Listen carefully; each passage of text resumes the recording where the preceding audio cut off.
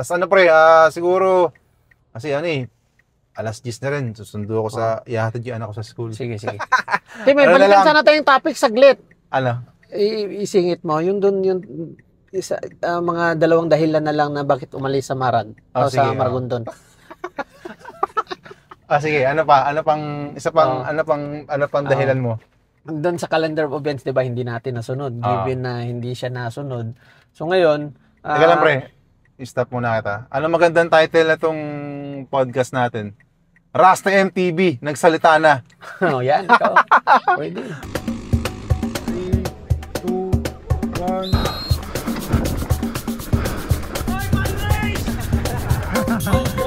1. Lala ko ata ito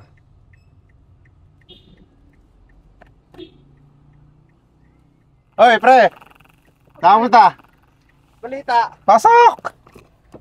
Ay, hindi pala kasarado pala. Suot mo to para stig. Ano balita? Lumampas ako eh. Diyan ako, ang dami kasi nakaparada, hindi mo napansin. Sinisilip nga kita kanina eh. Kamusta naman, pre? Ayos lang. So yun mga pare, episode 9, Trailside Stories, welcome back. Makakasama natin ngayon, Rasta Cycles. Sobrang biglaan lang, biyahe-biyahe lang, parang normal na nagkukwentuhan lang. Diyan pala pre yung ano,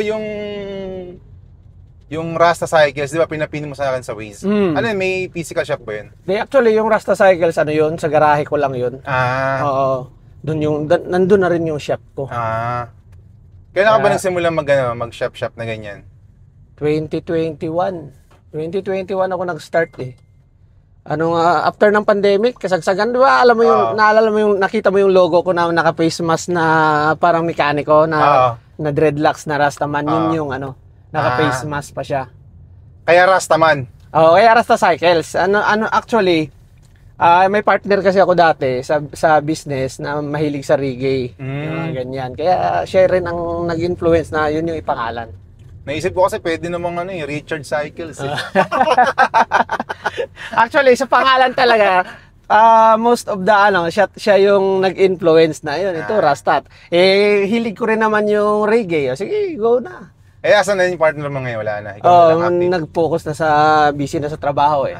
Kamusta naman ang ang negosyo? Mahina ba? Para mahina nang yun eh. No? Ayos lang. Kasi nag-umpisa kasi ako nung 2021, mga whole bike eh. Yung mga alam mo yung mga budget bike, yung mga Trinks.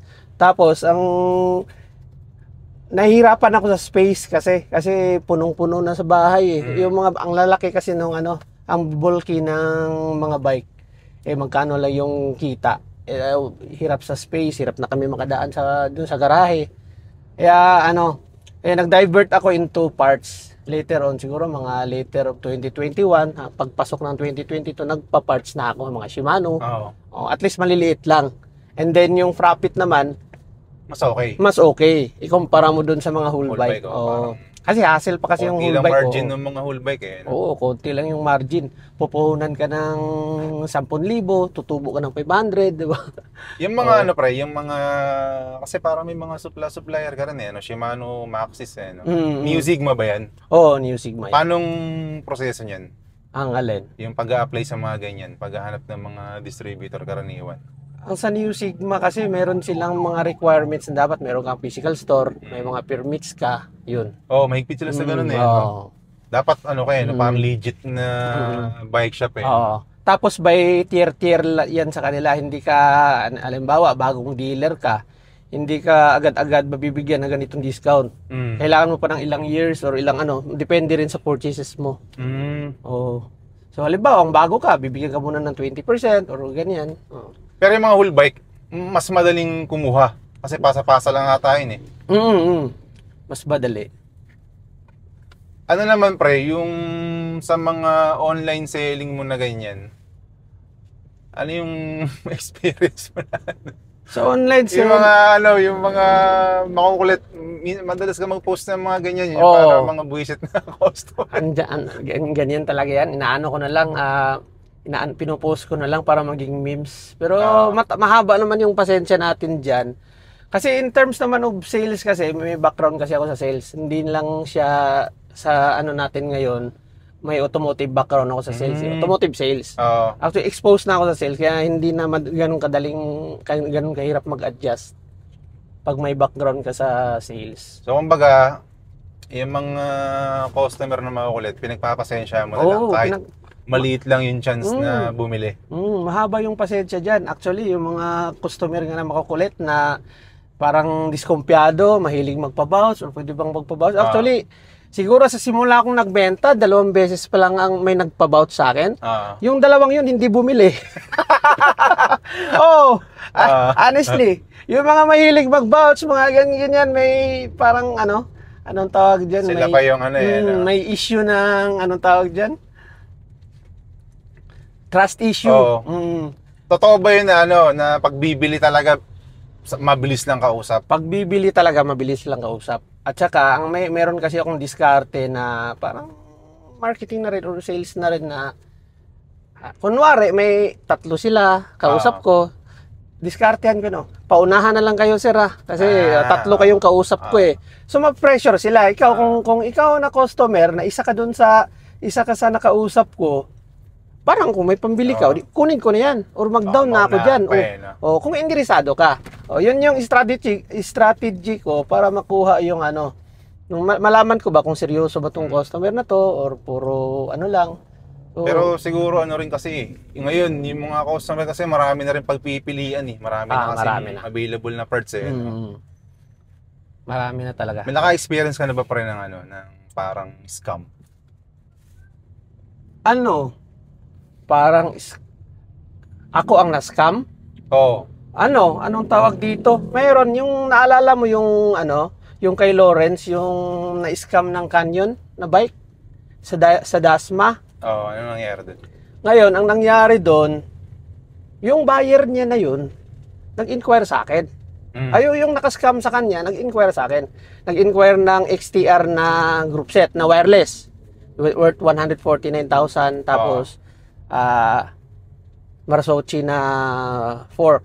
Ngayon, through email, kasi nagbigay siya ng email, mag-send daw ako ng formal quotation. Kasi under siya may mga ganun pa? Under siya sa company. So, medyo naniwala ako, binigyan ko ng formal quotation. Ito yung presyo.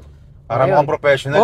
Mukhang professional yung dating niya. Tapos may binigay siyang website, namurang Japanese, working sa Japanese company. Yung ganyan. So, kampante naman ako. Ngayon, okay na ang transaction kasi kinabukasan, paalala mo lang niya mag-deposit. Ngayon, anong tawag dito? Sabi niya, hindi na makatransact. Nung malapit na ipaalala mo pa sana, hindi na siya makatransact. Ngayon, kakausapin daw niya yung misis niya na siya yung magpadala ng pera sa akin. Pag-ata, ganyan nagsabi nila misis. Parang delikado eh, di ba? Either alibi or mga may mga diskarte na hidden agenda ba? Ngayon, anong tawag dito? Nag-send ng screenshot sa akin na unable to process yung GCash niya. Tapos, nag-reflect doon yung balance niya. Malaki, 400,000 plus eh. So, medyo, naniwala. Hindi siya mukhang edited? Hindi naman siya mukhang edited. Ngayon, nakita ko, unable to process. Ano ba yung nakalagay doon na prompt? Tapos, ang background yung niya, total balance. Malaki yung balance. Ngayon, sabi niya, papasin na lang daw sa misis niya. Through M. Loelier. Cebuana ba yun? Cebuana Loelier. Ngayon, nag-send ng resibo. Kinrush out yung serial number. Pag crush out yung serial number, sinin sa akin kasi nga ipapakita lang daw niya ng buo pag napadala ko na yung yung unit. Siyempre, nakausap ko rin si Chris noon kasi yung fork na Marzocchi, kukunin ko pa kay Chris. Yung si Chris, taga Dasma. Tropa din. Ngayon, sabi na, patay pre. Kasi sinend ko rin sa kanya yung, yung screenshot ng GCash na unable to process.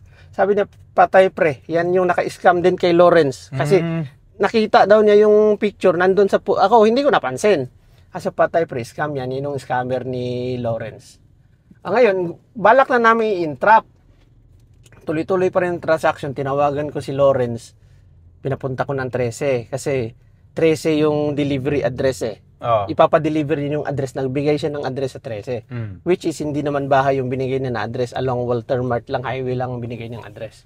Pinapunta ko sila Lawrence sa 13. Ang nakapangit lang doon pre. Ewan ko kung anong process dyan sa pulisa. Ayaw nila mag-entertain. Wala daw kasing kaso. wala pang evidence pa. krimen, wala pang ganito. Okay. Sabi ko, Chief, kinausap ko tropon lang yung pulis. Sabi ko, Chief, ito, may report na. Ang mali lang kasi ni Lawrence, hindi niya na-blatter yun. Oo. Hindi niya na-blatter. So, ang ano ng pulis, hanggat walang blatter, wala silang gagawin. Sabi ko kasi, pero marami na kasi yung Chief, marami na yung na-scam, marami ng victim. Makikita yan sa social media, posted yan. Although, hindi lang na-blatter kasi busy yung na-scam, si Lawrence, busy. Ngayon, ito, nire-report na namin sa inyo itong possible na kaso or possible na krimen na mangyayari kasi may scam. Oo.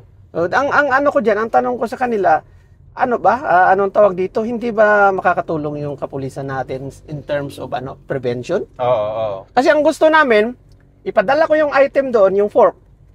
Saka yung group set, ipadala ko through Lalamove, pero kukonvoyan or may nag-aabang na ng pulis doon. Pagka ni-receive biglang lalabas na hulihin na. Ganun parang, di ba? Hindi ginagawa na naman nila yung minsan, di ba? Hindi na pwede.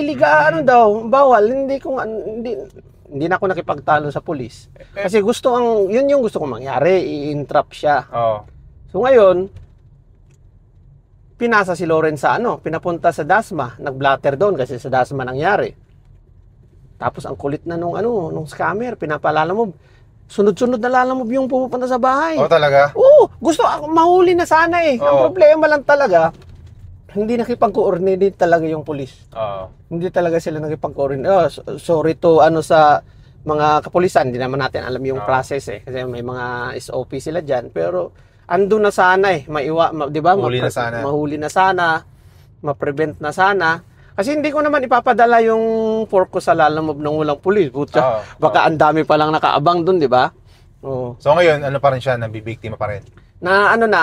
Hindi ko lang alam kung nahuli na, pero na-recover ni Lawrence yung frame niya. Repainted na into Santa Cruz. Yun pala yun. Yung na-recover nila sa C5, Yung pala yun. From Canyon, ni-repaint sa Santa Cruz. Binaboy. Binaboy. Binaboy nasayang yung Yun yung nangyari. Yun yung mga experience sa Tapos, pre, bukod dun sa yung mga ganyan, sa mga distributor na ganyan, may mga nagpapabenta rin sa'yo ng ng mga bikes Kunyari ako, busy ako, hindi ko mabenta yung bike ko. May kumukontak din sa'yo para ibenta yung pyesa nila. Paano dyan? Kalakaran sa ganyan? Depende siya. Pwede kong bilhin. Kung may budget na malaki-laki, pwede kong bilhin. Depende. Siyempre, babaratin ko talaga. Or, mag-meet kami dun sa pinagkasunduan niya. Mag-ano ako ng ilang percent? 10%, 15% sa overall sales. Ganon yung parang kalakaran. Ipa-parts out siya. Tapos, percentage na lang. Nakikita ko kasi, nagbebenta ka ng mga whole bike eh. Di ba meron kang pre, may pinopost ka pa na parang shipping. Ano bang niyan? Ano bang detalye niyan? Shipping yun? Tie up ko siya sa Shopee. Tie up siya sa Shopee. Bale, pinapadaan ko sa Kaya mura siya kasi pinapadaan ko sa Shopee. Yung courier ko na yun, yung nagpi-pick up mismo, yung parang pick up din ng Shopee. Mamimili ka ng courier, SPX, JNT, Flash. So yun yung courier na pupunta. So less hassle siya kasi halimbawa yung sa courier ko mag-book ka. Halimbawa from example lang. Kahit saan pwedeng pumick up or kahit sa'yo saan, lang? Kahit saan. Ito pre. Halimbawa, ikaw meron kang gustong ibenta fork from Cebu. May buyer ka ng Manila. Pwede nating i-transact yan. Mag-PM ka sa akin.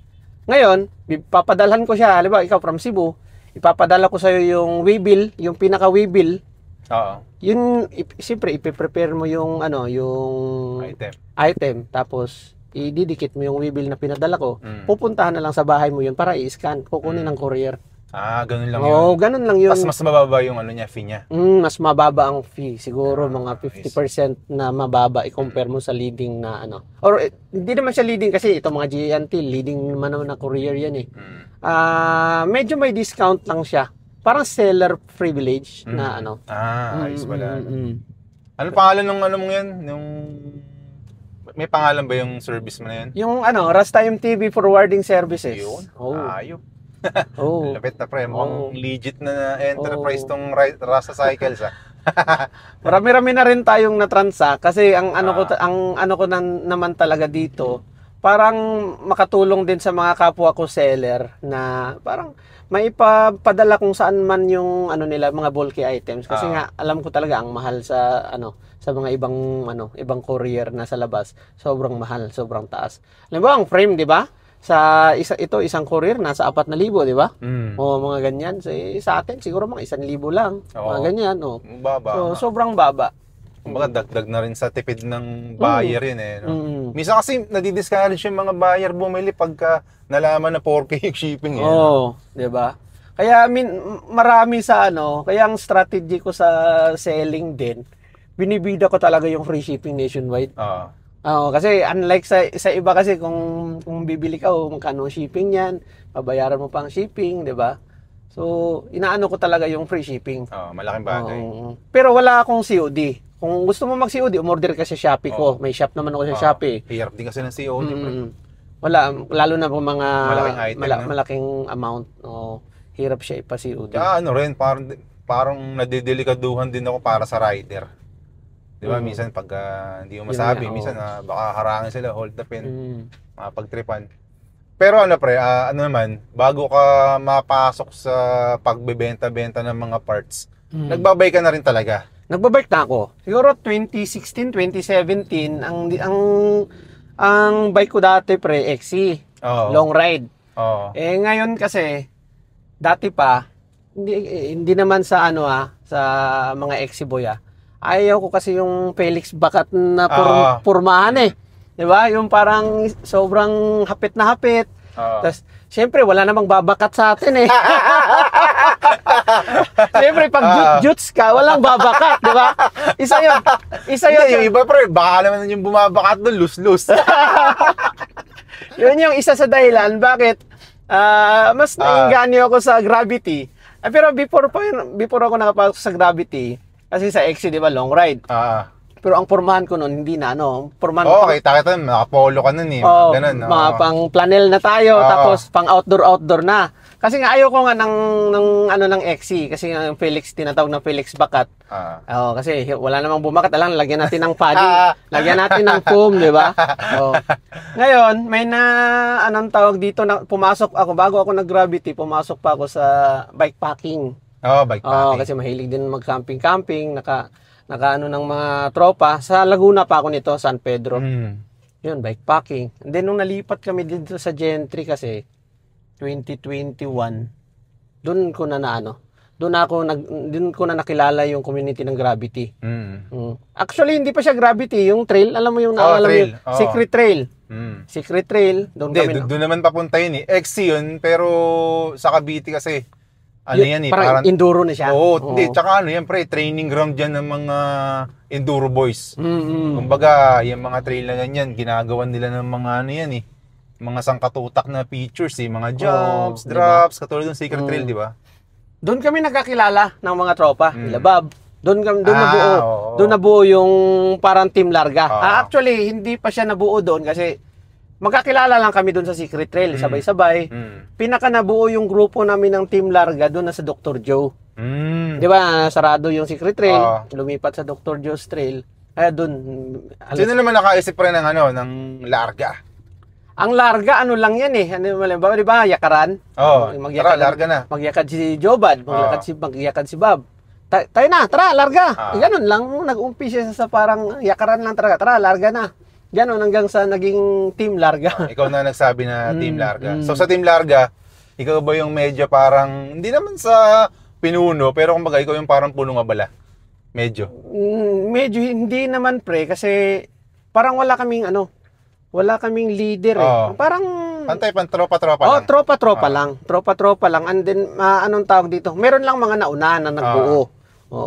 Ang mga isa sa bumuo kasi dyan, tatlo kami. Si Jobad, si Bob, tsaka ako. Yun yung Team Larga. Hanggang sa dumating. Pero wala naman kaming seniority na, halimbawa, ganito, ganyan, or ikaw yung leader. Parang kusa-kusa na lang. Gawin mo yung part mo na anong makakatulong, or ganyan, ikaw din, do your part. Ganun lang. Wala siyang suggest na lang. Tapos pag pumayag mga tropa. Open naman sa lahat. Wala namang open naman sa lahat ng mga ideya, suggestion. Wala So, naman siya, nung ano ka na nga, di ba nung Team Larga na, parang napapunta pa kayo dun pre sa ano eh, sa Silangan Trail eh. Kamusta Silangan. na pala yun, yung Silangan Trail Actually, natin? nabuo yung Silangan Trail pre kasi disappoint kami sa Dr. Gio, nagsarado. Ang ganda nun eh. Oo. Oo, tambayan namin. Mag-camping kami tuwing Biyernes, 'di ba? Ride and drink, ride and camp. Nagsarado kasi 'yun. Tuwang-tuwa na kami sa trail nun. Naghanap kami ng pwesto. Actually, yung Silangan Trail, literal na tambayan namin 'yan. Yung inuman. Kami nila kasi ang kapitbahay ko dito sa Gentry si Mike. Kami ang kami ang una nang tumatambay diyan. Doon kami nagiinom kasi maganda yung ambience eh. Kita mo yung palayan, kita mo yung mga mga kahoy-kahoy. So, parang nature siya. Ngayon, nung naghanap ng tropa ng trail, sinilip namin. Ginawa namin. Ayun, naging Silangan Trail. Diba, nakapunta pa nga kayo ni Kidoy, di ba? May tumulong din dyan, pre. Si GFSM Outdoor, si Jeward, si Jepasam. Siya ang nagbutas ng mga linya rin. Magaling magbutas si Pero ngayon, wala na yun eh, no? Wala na. Ang nagka-problema kasi doon, pre, hindi kami pwedeng mag-invite or halimbawa pag wala kami. Dapat nandun lang kayo lagi. Hindi pwede yung mga ibang riders. Kasi ang problema, pre, nambabraso yung mga nagsusoga ng baka. Actually, lupa nila yon. Ngayon, anong tawag dito? Nabili na ng BDO. So ngayon, hindi na nila lupa yun, nakikisoga na rin sila. So, minsan nga, nagtalo kami isang beses doon na pareho tayong nakikigamit sa lupa. Kami, nagtitrail kami. Kayo, kasi natatakot daw yung mga baka. Malayo naman, hindi naman babanggain ng rider yung baka, di ba? Ang laki ng baka, babanggain mo. Lang siguro yung pre, nakulangan lang sa usap, no? Hindi, kasi pre, matanda din parang siyempre bugnutin na hirap na siya kausap hindi naman siya lahat ng matanda pero yung taong yun hirap siya kausap. Tapos yung trail kasi 'di ba ayos na ride, the next day pagbalik namin may nakaharang na isang puno na tinumba, sinadyang itumba, iharang sa linya, ganon. Kaya medyo kada punta namin doon clearing hanggang sa medyo nagsawa na yung tropa. Parang di tayo welcome dito sa community dito. Nakadayo ako dun nalasing ako dun Ano yun pre? Parang downhill yung papunta, ahon yung pabalik, di ba? Mamanipod na tayo. Ahon yung pabalik eh. Umiyak si Kidoy dun sa ahon. Speaking of pre, yung mga OA naman OA yung tricycle mga busina. Speaking of mga inuman pre. Anong race na yung napuntahan ng Team Larga na yung parang pinakawasa kayo? Sa Anong race yung na-experience yung ganun? Ito yung bago-bago pa kami nagjo-join yung Team Larga, parang 2022 yata or 2023 sa Chaong. Yung ride Chaong, ano ba yun? Bite the Dust. Ang setup namin dun pre, camping. Tapos andun yung mga OG dun, si Kuya Topper. Alam mo naman si Kuya Topper na malakas yun. Malakas mag-inom. Ngayon, overnight kami camping, tapos puro gin yung ininom namin pre, siguro 6 kami nakaubos kami ng mga 15 bilog. 6 kami. 15 bilog ang po. Tapos umabot kami bago mag-race to? Bago mag-race, a night before the race. Ngayon, umabot kami ng mga 2:00. Putya, grabe, videoke, ganyan. Tapos itong nakakatuwa pre, may isang tropa. So, itago na lang natin sa pangalang Papay. Putya, siguro, parang gusto niya matulog or na bad trip na siya na hindi makakanta. Nagsita, parang nagpanggap na barangay tanod. Tama na yung videoke, tama na yung puta. Nakita mo, si Papay naman to puta. Pinatigil yung videoke ng tropa. Kinabukasan, kamusta ang race nyo nun?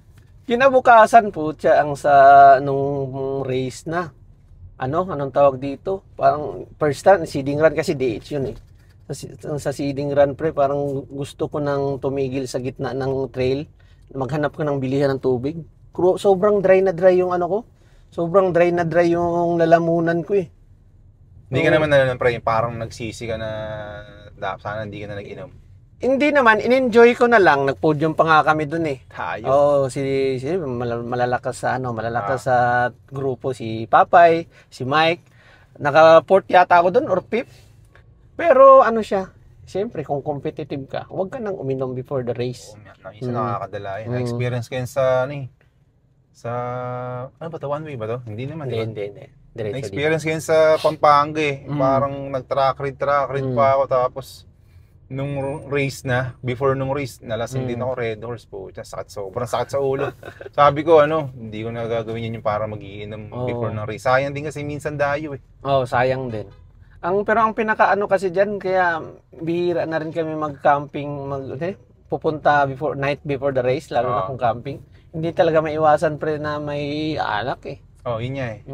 May inom talaga. Mas okay talaga after ng race. Mas okay ang after ng race, pero ang ginawa namin kasi hindi naman kami talaga competitive na. Halimbawa, pupunta ka, dapat podium o ganyan. Kasi kami dumadayo kami ng race to enjoy, to meet someone na mga bagong mukha, ma-meet ba? Yung camaraderie, parang samahan lang pre, parang siguro sa inuman, ni-enjoy lang namin. Di bali ng kulelet sa race or basta masaya. Basta masaya. Ganun. Minsan kasi, meron pa ako sa experience dyan, pre, yung alam mo yung itong yung unang race ata ng Alliance yun, big race ng Alliance. Yung summer. Kasi summer yun, sobrang daming tao. Nagdumayo kami dyan, kasama ko mga taga-halahala nun eh. Tapos pa kami, accommodation. Yun yan, nag-inom din kami. Sobrang lasing naman namin, hindi na kami nakapag-race isa kong tropa. Pero makatulong pala yung pre, yung parang shot ka ng mga dalawang bote bago yung run mo. Mahirap din yan mahirap din. Pero yung sinubukan ko sa yung recently sa Papis, kasi di ba ulan yun, sobrang dulas, walang lakas ng loob. So tayo pre, yung pabalik sa amin kanina, dito dito. Kakaliwa ba? Kaliwa. Tapos pre, di ba parang netong January lang yung first leg ng Moontracker.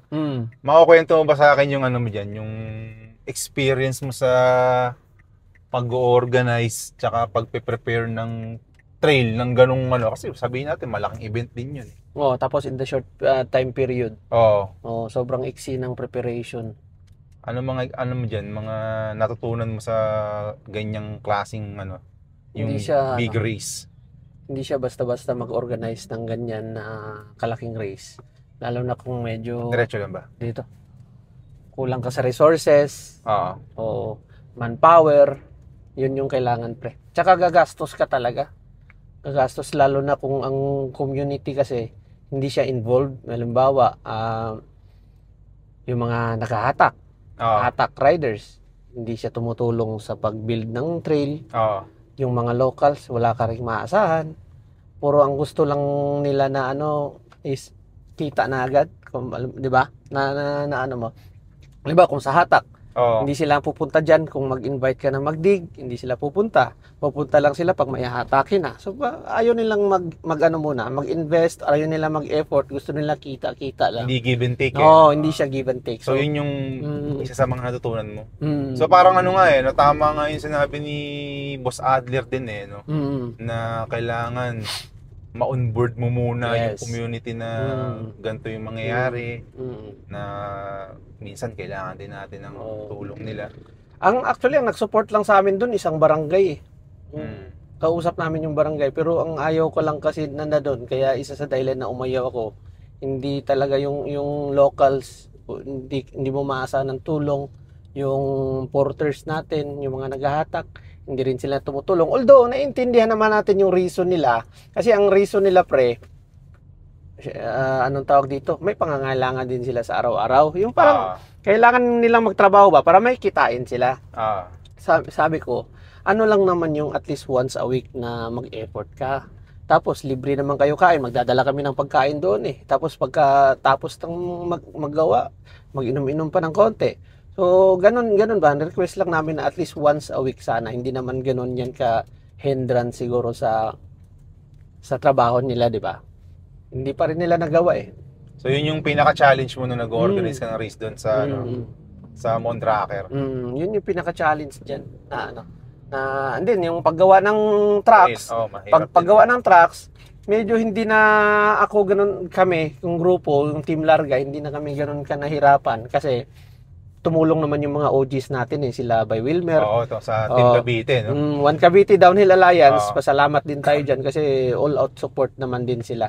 O sila, lalo na si Boss Harvey, sila Wilmer, si Clinton, si By Peace. So, ano naman sila? Si Boss Guido, all-out support naman sila. Pero yun nga, hindi talaga biro ang mag-organize ng, hindi ng biro. malaking karera. Hindi biro. Kasi ano eh, bago rin naikasa yung first leg na yun, ang dami ring fan race na nangyari sa ano eh, sa area na yun, di ba? May fundraise kami ng December, di ba? Oo. Yung largahan. Tapos before yung Mondraker, less than maraming test race eh. Test race natin masasabi yun eh. Pero pag talaga big race na, ano, iba eh, no? Iba yung challenge eh, no? Ano naman pre, yun na, nasabi na natin yung ganun. Ano pa sa tingin mo yung ano, yung, kunyari ako, magbibuild ako ng trail. Kunyari, nakabili ko ng, o kaya para may nakita akong spot. May property. Oo, may nakita akong spot sa probinsya. Kunyari, lumipat ako ng probinsya, may nakita akong spot. So, di ba, i-onboard ko nga yung sabi nga ni, ano, ni Boss A, tsaka sabi mo, dapat ma-involve muna yung community para maiwasan yung kinukwento mo. So, kunyari, may ganun na nga. Ano naman sa tingin mo yung ano, para dayuhin ako ng mga rider? Ano sa tingin mo yung sa natutunan mo? Ano sa tingin mo yung pwedeng gawin para dayuhin? Sa tingin ko, ito personal na ano ko opinion. Sa tingin ko, ang tingin ko diyan para dayuhin ka, mag-post ng ano mo, kung anong may offer ng trail mo. 'Di ba? Yung ilang linya, kung ano yung mga features na available diyan, pakita mo yung linya. Parang i-showcase mo sa mga riders. Ito yung ganito na trail, ito siya. Ito yung, 'di ba? Parang i-package mo, ipakita mo sa kanila. Tapos habang siguro naglilinis ka or mag-video, upload sa mas maganda, mas advantage kung ang trail na gagawin mo, merong sariling page. Yung parang para doon mo i-promote lahat ng mga activities ng trail. Yun, isa yun sa dahilan page or group, no? Page or group para doon mo ibato yung mga pictures, yung mga post, mga announcement. 'Di ba? So yun yung siguro ang pinaka makapag-invite kasi sa mga riders is may mga pictures pre. 'Di ba? May pictures and then flowy. Pag nakita nila na flowy. Yung flowy. So yun yung mga importante diyan. And then isa pa diyan na pre. Dapat hindi kung magpa-entrance, dapat hindi ganoon kataas. Hindi ganoon kataas, tapos kung may hatak hindi rin dapat ganun ka kasi itong community natin pre, itong gravity community, riding community, siya tingin ko nasa sa middle class pataas. Middle class pataas. Ito mga professionals, 'di ba? Yang professionals, businessman. So ito yung community natin. Although medyo may afford siya, pero kuripot yan in a way ng entrance, 'di ba? Yung hatak. Pero yung iba naman may mga galante naman, pero unlike sa pagbili ng pyesa na bili lang ng bili, pero pag babaya may entrance fee, medyo kuripot yung iba. Yung iba hindi naman lahat, pero may mga talaga na medyo namamahalan, 'di ba?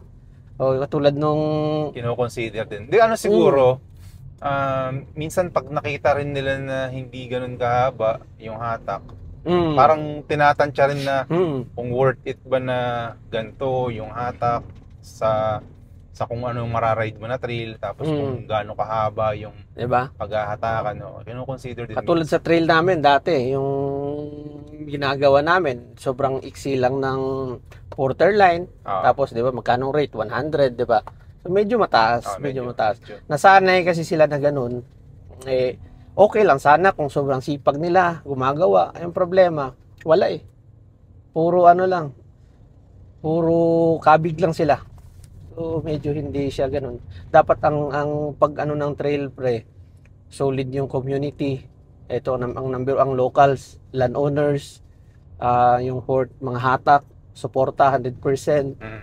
Yung barangay, yung mayor, LGU, dapat tama yung sabi ni Boss Adler na ganun talaga ang isolid mo. Tsaka ang iba mga bagay will follow na lang kasi tama. Community muna. Community bago muna. yung kung may business side, panghuli na yun. Then kung may balak ka namang i-business, gawing business ventures yung trail, pagandahin mo. Kailangan mo talaga mag-invest. Kung kailangan mo habol mag-invest. Hindi ka pwedeng hindi ka kasi pwedeng aasa mo lang sa mga rider, no? aasa mo, magpa-call out ka ng bayanihan, ganyan, tas magpapatulong ka sa mga rider, and then ang mga okay lang sana kung walang entrance fee yung trail mo, 'di ba? Papayag yung mga riders na na magbayanihan, ang trail mo may entrance, 'di ba? Nagninegosyo ka diyan, kumakabi ka diyan, tapos pag tinglinis na tag-maintenance na sa trail, nagpapatulong ka sa riders. Kaya nga may entrance kasi diyan kukunin yung maintenance 'di ba? Papaikutin mo lang. Actually, hindi naman siya ganun katrabahoso yung maintenance. Once or twice a week lang yan Puwera na lang kung tamaan ka ng mga bagyo. Ito recently kasi sobrang wasak yung mininti namin na trail dati. Sobrang nawasak sa bagyo Kaya medyo hirap na hirap siyang anong tawag dito? I-rehab. As pre, dyan sa experience mo na yan, ano bang yung sabihin natin na top 3 mo na pinaka natutunan mo talaga? Saan? In terms of everything. Sa lahat. Yung parang naisip mo na, ganito pala, ganito dapat. Tama pa rin ba tandaan natin pabalik sa inyo? Tama. Siguro ang pinaka natutunan dyan is yung anong tawag dito? In terms of trail building or in terms of riding? In terms of trail building muna. In terms of trail building, yun nga, yung community, and then dapat may unity. Halimbawa, itong One Cavite Downhill Alliance, solid Ito yung gusto nilang gawing maging solid sa South So, sa Cavite kasi ang daming riders So, ang pinaka natutunan ko dyan, kasi dati may pride Diba, alam mo, gagawa kami ng trail namin, ng sarili, gagawa kami ng ganito, ganyan. Siyempre may pride, agresibo pa, newbie, di ba? Gusto namin gumawa ng trail na sarili namin, pero hindi pala siya kaya, Kailangan mong mag-involve ng ibang mga nauna, mga OGs, mga naunang builders.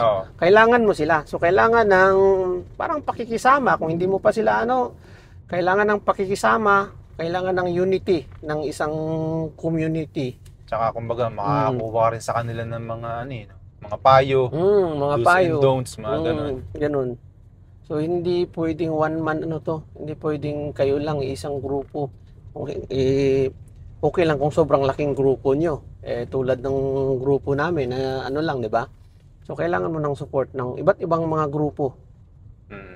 Yun yung pinaka sa naman? Sa pag-organize ng karera, mapamaliit na karera, mapamalaking karera, ano yung pinaka natutunan? Ang pinaka natutunan ko dyan, dapat mag-establish ka talaga ng sponsors Dapat meron kang established na sponsors. Pero totoo yan, Kasi ako, nung sa Alahala rin yun yung pinaka-challenge ko Gusto ko magkaroon ng ng parang prices? ng prices. Kunyari, sa mga podium, ganyan. Pag kinumpute mo, kahit sabihin mong 5K lang yung first place, sa dami ng category, kukulangin minsan yung registration Kaya ang pinaka natutunan ko dyan, hindi mo pwedeng kunin yung cash prizes sa registration. Dapat talaga sponsor, Sponsor. Dapat, ang pinaka pinaka best dyan, nag-set ka ng race, di ba, ka ng mga cash prize. Ito. Kasi ang gusto naman talaga natin, merong cash prize, di ba? Para masaya. Hindi lang puro fun race. Ang first mo i-establish dyan dapat, is dapat buo na yung cash prizes mo. Tama. Before pa man, before pa man the race, may nakaalat na cash prizes, may sponsors ka na din ng paggawa ng trophies and medals, para hindi na siya ganun ka Tama yun. Maganda yung sinabi mo na yun, pre. At saka, para may matira ka pa, diba, may yung sa entrance fee kasi, doon mo pa kukunin yung pagkain, di ba? O mga event shirt or ano pa bang iba. Tsaka iba rin kasi yung culture ng enduro downhill sa race. Kumbaga, hindi mo siya pwedeng tiperin eh. O, di ba, dapat may event shirt. Dapat may pagkain. Ganun dapat. May unli beer. Unli beer. Dapat may pa-beer ka. So, ganun dapat. At least, para may matira ka pang-maintain or pang-improve sa trail mo, pre, para masabi naman ng mga riders, pagbalik nila, oy, may nag-improve. Or ganito, hindi lang pala to siya kabig ng kabig lang, di ba? And then, may balik ka rin sa community mo para maayos, di ba? Speaking of pre, sponsors. May idea ka ba kung saan tayo makakuha ng sponsor? Mahirap din kasi yun. Mahirap din mag-scout ng sponsors. Ikaw, may idea ka kung saan pwedeng makakuha ng mga ganyan? Maraming mga existing natin ngayon na sponsors. Marami na tayong mga existing na sponsors naman na hindi naman talaga napakagalante na mga ano naman talaga, hindi tumatanggi. Ika nga, sila Boss Harvey, yung Team Harvey's, si Boss Guido sa JNB Bike Shop. Yan yung mga tumulong din sa inyo. Yan yung mga isa sa tumulong. Ayan sila Pitts Bike, sila anong tawag dito, yung printing headquarters, si Papa Ox. Papa Ox. Din marami pa akong mga hindi na nabanggit na si GFSM Outdoors. Marami Pero naman syempre, tayong kailangan mo rin i-build yung magandang relasyon sa mga sponsors mo kasi hindi ka naman din basta-basta i-sponsoran kung wala kang kung walang magandang di ba? Hindi naman magbibigayan kung parang sa tingin nila wala ka sa ayos or di ba? Dapat. At saka isa pala, may nakuha tayong sponsors, yung si Goyo, Larrazabal. Goyo Larrazabal. Ay sa ba pre? Kumuha ba kayo ng sponsorship nun sa mga etong sa mga LGU natin diyan? Walang kumuha pre, pero ang hirap pre. Mahirap na. Ang hirap sa ito honestly ang hirap dito sa atin. Pwera na lang sa ibang lugar na na supportive ang LGU katulad sa Balok. Ang congressman nila, ang mayor nila, all out ang support. Pero doon sa area kung saan kami nagpa-race, halimbawa sa Maragondon, ang hirap ng pero tinry nyo, pinadala nyo ng tinry namin. Pero nagbigay siguro. Meron din. May mga binigay, kapraso lang na amount of money, tas after the race pa nakuha or after 1 month pa kasi cheque. Di ba? So, ang gusto kasi namin sana, halimbawa doon sa Maragondon, kung saan kami nagpapa-race dati, ipapangalan ba? Halimbawa, first mayor na ganito, first congressman na ganito, hindi nangyari pre. Hindi sila open sa ganung Hindi sila open sa ganun or hindi kasi sila nakikipag-appointment eh. Ang kumusap sa inyo parang lang. Secretary. Tapos ang supportive yung sa kapitan, si kapitana sa barangay. Pero wala kaming totally nakuha na support sa LGU. Kasi mas priority pa nila yung yung basketball, yung mga paliga-liga. Kasi hindi pa rin talaga kasi kumbaga hindi mainstream yung natin. Yung sports natin hindi pa siya ganoon kakilala. Siguro pag napamulat na natin sa kanila or ang pangit kasi dito sa atin pre, pag nakilala na saka napapansin nila. Kaya ako pre, sobrang bilib ako pre sa Harvey's eh. Yung ginagawa nila na ganyan na yung National Downhill Series, so di ba?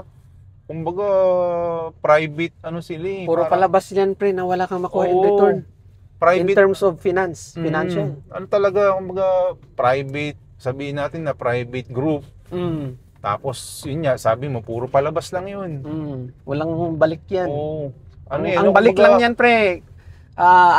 Positive vibes sa mga riders. Yun nga, for the love of sport na lang talaga Iba rin talaga So, kaya tayo kumbaga kung hangga't kaya natin mag-promote ng sport sa mga maliliit na paraan, kahit yung mga ganto-ganto lang, at least nakakaambag tayo kahit paano. Actually yung natin pre, sa mountain biking pre, meron sana tayong laban eh.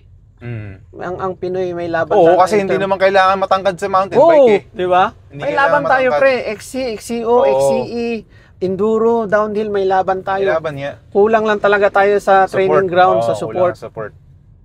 Actually, pre, bilang, kumbaga na-observe ko lang, bilang meron lang. Minsan kasi, parang parang pantay-pantay naman na ng galing minsan eh. Kaya lang nagkakatalo-talo sila minsan siguro sa mga nutrition. Tapos, yun nga, sa mga training pa. Training. Minsan kailangan mo rin kasi ng mga coach, di ba? Mga supplements, mga ganun. Kaya yung mga ganun, minsan sa mata makukuha eh. Dapat makuha mo siya sa gobyerno eh. Pinapansin kasi sa gobyerno natin, pre, halimbawa, yung rider from Davao, sino ba yun? Servillion. Simon, nanalo sa Singapore. Tapos, nakita ko yung post ng ito, hindi naman sa yung post ng PSC, Philippine Sports Commission. Pinost agad nila, nag-grab agad sila ng photo, tapos may hashtag agad na PSC at work. Talaga? Oo. Ang daming nag-bash ng mga riders. Medyo parang credit grabbing. Nung naghihirap yung bata, nung kailangan ng support ang bata, ang mga young athletes natin, nasan kayo, di ba? Credit grabbing na lang kayo. Ganito, lalagyan pa ng at work, wala namang naitulong, di ba? Ito naman, ito yung kwentuhan lang naman. Nagkukwentuhan lang naman kami ni Rasta na parang nagiinuman. Baka kasi i-bash nyo kami Tamang kwentuhan lang naman. Ano lang to? Opinion lang to namin. Opinion lang naman ng mga pansariling opinion lang. Opinion lang ng mga panggulo. Tapos siyempre, may nag-message siya sa akin last time Ang masasabi ko dito, pre, pwede namang interview, pero ang ano mo kasi, 'di ba, parang within the community, 'di ba? Within the community, within the riding community only, then sa trail builders, 'di ba? So, anong tawag dito? Pwede mo namang patulan, pero parang awkward din. Parang awkward din kasi. Parang siya kasi what for na 'di ba? Oo. What for na interview? Wala pa nga silang napapatunayan na sila yung gumawa ng trail or 'di ba? So, ang ko diyan parang may sinabi na yung wala naman siyang kasi actually umalis naman kasi diyan. Medyo medyo hirap yung grupo. Umalis ang Team Larga, umalis ako kasi hirap yung grupo. Walang support sa locals, walang ganito ganyan. Although may nakaset naman sana kami na calendar of events, pre. Yun nga marami sa marami kaming calendar of events. Nasira lang talaga dahil sa panahon natin, 'di ba? After the Moonraker, merong sunod-sunod na yung race. Naglabas kayo ng calendar nun Supposedly, merong CEMEC, yung Camp Mar Enduro Challenge 2. Tapos meron pang yung mga may downhill pa sana. Yung maramihan, avalanche. Avalanche. Hindi rin natuloy. Kasi ito, i-explain ko sa iyo itong avalanche muna. Bakit hindi natuloy yung avalanche race? Kasi unang-una diyan, pre, magbabayad ng additional entrance yung mga riders. Diba? Magkano yung sinisingil na dagdag entrance? 100 yata. Bakit? Di ba nakaride ka? Additional? Kasi sa ibang landowner yun, sa ibang lupa. Sabi ko, sobrang laki. Nagbabayad na ng entrance sa dito sa trail na to, may 100 na. Magpapadagdag ka pa ng 100. 200 na, di ba? Hahabol ka na sa timberland yan. Di ba? Hindi naman kagandahan yung trail mo. Kulang naman sa maintenance. So, parang pinaliit. Parang ginawang 50. Hindi pa rin siya viable Hindi pa rin sobrang na. Dapat na lang yun. Parang kung 100 yung entrance, doon na lang kukuha. Doon na lang sana. Kaya 30. Actually, nag-invest kami doon, pre, ng pera. Sa paglilinis, pagkain, 'di ba? Malaki din yung oras, pinakamalaki din oras. Malaki din yung ginastos doon. Kaya lang naman ako umayaw, sabi ko, wag na natin, di bali na yung ginastos diyan. Kalimutan na natin ang pera kayang kitain. Wag lang yung image mo sa rider na magmumukha kang mukhang pera. Yung parang tingin ng rider, ginagawang business na talaga ba? Although natural lang man, okay lang naman sana kung mag-business ventures ka sa inanang ganitong trail. Magpalabas ka talaga, mag-invest ka. Makikita naman ng mga riders yan na nag-effort ka, nagpalabas ka ng mga pera para mapaganda yung trail, okay lang yan. Pero kung puro puro business lang yung ano mo, puro kita-kita, tapos walang ibabalik sa trail, medyo mahirap, di ba? Kasi yung mga riders natin, nakikiramdam lang yan eh. Na-observe lang So yan. yun dahilan pre kaya nag-ano ka, nag-resign. Yung ang avalanche pa yon. And then, medyo hindrance na kasi siya sa trabaho ko. Although freelance naman ako, freelance sales. So, medyo naapektuhan na rin. And then, wala nang masyadong time sa pamilya. 'Di ba? Una-una diyan. Wala na ako masyadong time sa pamilya kasi puro na ako doon nasa labas, puro na ako sa pagdidig. Yung trabaho ko minsan napabayaan na rin, medyo hindi na makafocus. So yan naman ang major na ano eh. Yan naman ang major na dahilan kung bakit ako umalis doon sa sa trail. Sa trail building. Yan naman yung major na ano kasi medyo apektado na yung apektado na yung trabaho ko. Although sa business part, ang ano kasi doon pre, kaya kumapit ako doon. Kasi nga, lumakas yung negosyo ko dahil doon. Mas nakilala ko sa community. Dahil doon sa pagbibuild na yun. Diba? So, ang nangyari kasi, kung yun lang yung basis ko, yung kita mo, naubos mo rin sa gastos mo dyan. Diba? Ilang kilometers yun from sa bahay? 30 plus kilometers? Bibiyahe ka pa ng ganun para mag-maintain, para mag-dig, diba? Hindi siya ganun ka ka worth it para sa akin. Kaya isa rin yun sa mga dahilan kung bakit iniwan ko yung trail natin doon sa Maragondon. Nilet go mo na. Nilet go na. Kasi hindi naman siya kumbaga personal talaga yung dahilan. Personal naman talaga ang dahilan. Hindi siya dahil sa mga issue. Isa na rin yun kasi naiinis ako pre. Kasi although may nakalagay na calendar of events may naka-line up. Given na hindi natin nasunod kasi maraming mga nangyari. 'Di ba? Unahin natin doon, may mga closure pa sila na pa-effect yung March. Para parang boost ko to parang pasabik sa mga tao as a riders, tapos pagbalik nag-announce ng ganito, we're back, tapos new features, announce ng new features, new lines, wala namang binagbago. Di ba parang nilaro mo lang, parang ginawa mo lang tanga yung mga riders na ganun, magpa-hype ka lang sa social media, tapos pagdating doon expectation versus reality, di ba? So ganun. Dapat kung ano yung totoong nangyari, kung may improvement, kung may yun yung ipakita, hindi yung puro pa-hype lang sa social media. Hindi kasi sa ganun na buong Kasi tayo, hindi kasi nila alam yan, community. Hindi kasi nila alam yan kasi hindi sila rider. Wala kasi sila sa enduro gravity community kaya hindi nila alam yan. So tayo, alam natin yan eh. Kaya more on ang basis nilang gusto nilang gawin is parang sa vloggers, yung parang influencers ang dating, which is hindi ganun, hindi siya applicable sa trail. O sa place meant to be visited, diba?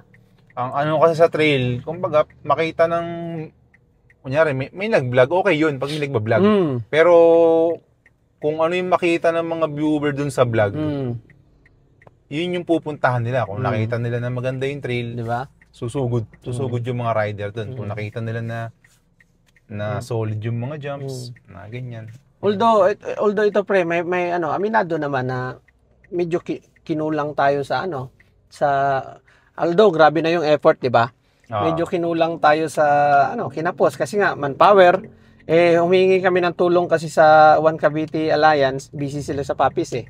So ngayon, nung after ng Papis race, nag-usap-usap na pala sila na all out support na sa Maragondon.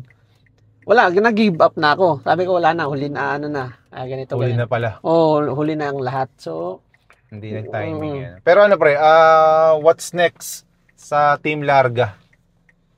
Ang sa Team Larga is anong tawag dito? Tutulong kami. Kumbaga 100% support kami sa One Cavite Downhill Alliance. Kung ano yung gusto nila mangyari sa Papis, all out support kami diyan. Tapos may bago pa yata isang bubuksan na DH sila Busgido. Yung talaga meron. Hopefully. ano na yan, kung maano yung tulong din kami doon. Di ba chismis yan? Ha? Baka, baka inunahan ko lang yung announcement, no? Baka maano tayo dyan. Oo. Ano na lang natin yun? I-blip na lang natin yung ano. Oh, ano yung, ganun lang. Baka kasi machismis tayo kasi para merong ibang, Oo. may mga ibang grupo din na may Kasi ano, yun yung target ko diba? Hindi na approve na yung Okay ano, na. Okay yung na. MOA. No, ganun. Meron na yung ano, approve na. Actually, nagsabi nga sila na ano, na pwede kayo doon. Sabi, hindi kaya ng grupo namin. Kami support lang kami. Ano na lang no, tamang suporta na lang sa puwersa ng Cavite, no. Malakas na ano, malakas ng One Cavite Downhill Alliance talaga. Ano? Yo. Shout out sa inyo. Salute kami, salute. Tas ano pre, siguro kasi ano alas 10 na rin. Susundo ako sa ihatid yung anak ko sa school. Sige. May Ano na balikan lang? sana tayong topic saglit. Ano? Isingit mo. Yung doon, yung isa, mga dalawang dahilan na lang na bakit umalis sa Marad. O Sige, sa Maragondon. Sige, ano pa? Ano pang isa pang ano pang dahilan mo? Doon sa calendar of events, 'di ba, hindi natin nasunod. Given na hindi siya nasunod. So ngayon, Teka lang pre. I-stop muna kita. Ano magandang title na tong podcast natin? Rasta MTV, nagsalita na. Oh, yan. Ikaw. Pwede. Parang Boy Abunda talaga no? Sige pre, continue. So, anong tawag dito? Maybe given hindi na nasunod yung calendar of events sa mga nangyari, and then sa manpower, sa locals walang support. So ngayon, ang tanong kasi pre, pag nakipag-meeting sila, kailan ang event natin? Bakit hindi na nasunod yung mga event natin? Puro ganun lang pre, puro ganun lang. Nasusora na ako eh. Sabi ko, minsan hindi man lang kayo nagtanong kumusta ang trail. Kung ano matutulong namin. Ano yung maitutulong namin? Ganun dapat. Kaya hanggang sa nawala na lang ako ng gana. Mahirap yung ganun. Ang dating parang empleyado ka no? Oo, parang pinipressure ako eh. Parang... Na kung tutuusin, ang laki ng ginagastos ko dyan pre. Pera, time, effort, lahat. Oo. Tapos gaganon lang pag nag-usap kayo, kailan ang event natin? Kumusta yung event natin? Hindi na na-push through yung event natin. Mahirap na yung ganun. Hindi man lang kayo magtanong anong maitutulong namin. Ganito ganyan, di ba? So ganon, isa yun sa mga dahilan na medyo wala naman akong personal na hatred o personal na galit sa kanila. Ayaw ko lang na nasayang yung oras ko doon. Lahat to personal experience ni Rasta. Personal experience ko. And then, ang isa pa pre, itong pinakalas, ito yung nag-trigger eh. May isang rider na nag-post. Anong tawag dito? Hindi na lang natin papangalanan. Pinost niya, di ba nag-post ako dun sa page ng Rideable ang lines? Ito, nag-post ako na Rideable 3 lines. Ngayon, nag-post ng masukal. Tapos, ang caption is, may daan pa ba? Ay, may linya pa ba? So ngayon, pinost niya dun, tinag pa yung page. Na ano ako pre, siyempre ikaw yung naghirap doon, ikaw yung medyo masasaktan ka, di ba? Ma-hurt ka in the way na grabe na yung pagod mo or grabe na yung mo, tapos misinformation pa siya. Kasi ang binuksan na linya is 1, 2, 3 eh. Yung pinost niya na ganun, hindi naman doon. Ibang linya yon, yung masukal yon. Anong linya yun? Ano yon, yung parang gusto niyang gawin na linya, kasi yung rider na nag-post na yon, gusto rin gumawa ng linya doon. So ngayon, yung linya pala niya yung pinost niya. So ngayon, hindi man lang sila nagpaliwanag, nag-comment ako dun sa post niya na help instead of complaining. Ang ginawa pre, binura pa yung comment ko. Tapos, tuwang-tuwa pa yung mga landowners natin doon. Tuwang-tuwa pa na parang nag-comment pa doon na wag mong burahin tong posto, ganyan. Parang tuwang-tuwa. Nabad trip ako.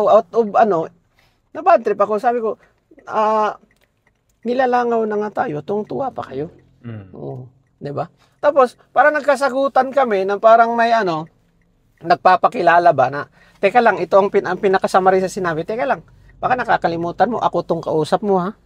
Parang gano'n na nagpapakilala na, ako tong kausap mo, bakit ako nagsasalita ng gano'n sa kanya? Parang hindi ko gusto yung yung pananalita mo, ganyan. Ang sinabi ko lang naman talaga, nilalangaw na nga tayo, tuwang-tuwa pa kayo. So parang ikaw, sobrang pagod mo na dyan sa area nila na tapos pagsalitaan ka pa ng ganun, parang mas kumampi pa sila dun sa sa yung isang bikers na yon na gusto nga daw gumawa ng tumulong din. para mas kinampihan pa nila kasi may niluluto daw silang ano pre, yung parang negative publicity. Sinadya daw nila yun na mag-post masukal kasi ang gusto nilang mangyari is negative publicity. Kasi ang paliwanag pa nila, negative publicity is still pure publicity. Di ba? Pero hindi yan applicable sa trail. Hindi. Applicable yan sa mga bashers. Sa Parisan applicable yan. Applicable sa Parisan. Applicable sa mga bashers ng mga pangit na the more sila binabash, mas dadami yung engagement. Ang problema kasi pre, pag sa yung usapang viral, naglalaho din yan pag viral. Ang sa trail kasi dapat parang mo yun, masustain mo yung alam mo yun. Sa trail pre, walang negative publicity. Kasi negative publicity, mag-post yung rider na masukal, mag-post yung rider na sira-sira na yung features, mag-post yung rider na ganito ganyan, pangit. Sino ang magra-ride?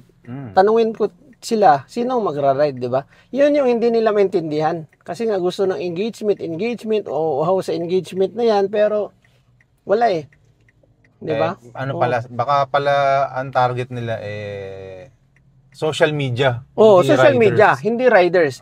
Kasi pag-uusapan ka nga, dadami yung riders. Pagchichismisan ka lang ng mga riders, walang pupunta. Good sa vibes totoo lang. Dapat good vibes lang. Sa totoo lang, good vibes lang. Ride lang. Pag trail ka na meant to be visited by the riders, positive lang. Ride positive lang. Tapos upload ka ng mga videos na ano yung mga bago. Hindi yung mga negative publicity na yan. Hindi applicable. Actually, ang iniiwasan niya sa trail, negative publicity. Di ba? Kaya ang ayaw natin sa kaya trail. Umalis ako dun sa Maragondon, pre, kasi ang pinakabuod diyan, we are not on the same page na. Tama. Hindi na pareho yung mga binabasa namin. Hindi na. Hindi na pareho yung mga vision nyo. Magkakaiba na. Yung mga gusto nyo mangyari iba na yung gusto nila mangyari. Although, yung mga plans namin, medyo hindi na tuloy this year. Hindi na nag-a-align. Ganun na. In short, we are not on the same page na. So, much better to kaysa maging toxic pa, mas mabuti pang let go and move on. Move on na lang tayo. Hindi, I am not closing doors naman. Oo naman, syempre. Pagka, kapag, kumbaga, okay na ulit mag-ride doon. Kumbaga, bibisita naman kami dyan. Ako, gusto kong mag-ride doon pagka okay naman na mga linya. May pare sila. Support kami dyan as a rider, pare. As a rider. Ito na lang, pre, mga last message mo na lang kung may mga gusto kong i-promote o ano ba? Shoutout ko muna yung tropa. Shoutout ko lang yung Team Larga. Si Jobad, si Bob, si Mike, si Ronnie, si Jay, si Evan, si Juki. Sino pa yung mga hindi ko nabanggit? Si Hepe. Sino pa ba? Si Jomar. Kalimutan ko na yung iba. Basta mabuhay. Stay strong, solid lang tayo, Team Larga. Mabuhay tayong lahat. Lang. And then, support lang natin, Rasta Cycles, Rasta MTV Forwarding Services. Ganon. Solid. So yun pare, maraming salamat sa iyong oras at iyong time na makakwentuhan natin while driving. Walang problema dyan, pre.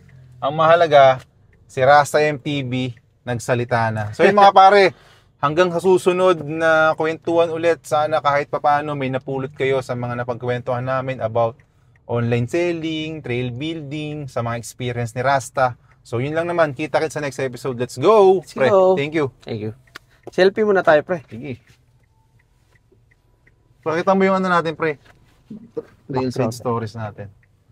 Kita ba? Oo naman. 3,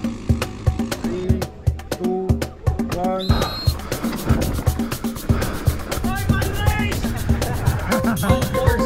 Okay, pre. Salamat, Dapat good vibes pa rin. Thank you, pre. Sige. Ingat.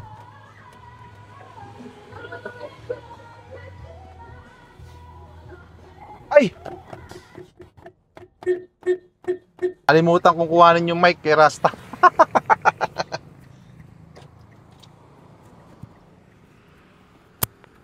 Pre, yung mic! Ingat.